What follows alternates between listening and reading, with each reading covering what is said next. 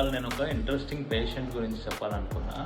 As a plastic surgeon ఇట్లాంటి diagnosis is very common for us. కాకపోతే ఈ patient ద్వారా నాకు తెలిసింది ఏంటంటే so many people having this are struggling to get into conclusion ఒక డయాగ్నోసిస్. ఏంటంటే one of my relative she suffering with this problem since almost 8 to 10 years. తనకేంటంటే finger టిప్లో షూటింగ్ పెయిన్ ఎక్కడ తగిలినా లేదా చాలా లో టెంపరేచర్స్కి ఎక్స్పోజ్ అయినా ఐస్ క్రీమ్ ఏదైనా పట్టుకున్నా విపరీతమైన పెయిన్ వస్తుంటుందంట. She consulted different doctors for this including allopathy, ayurvedic, but unfortunately nobody concluded her a diagnosis.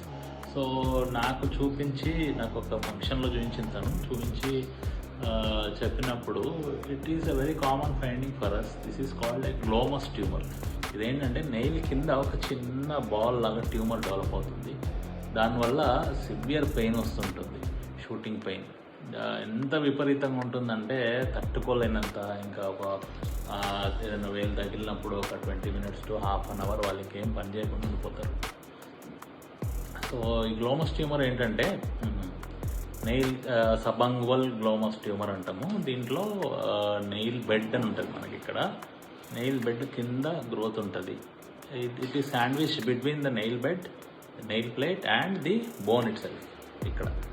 So it's a tight compartment. దానివల్ల ప్రెషర్ సిమ్టమ్స్, ఈ పెయిన్ చాలా సివియర్గా ఉంటుంది.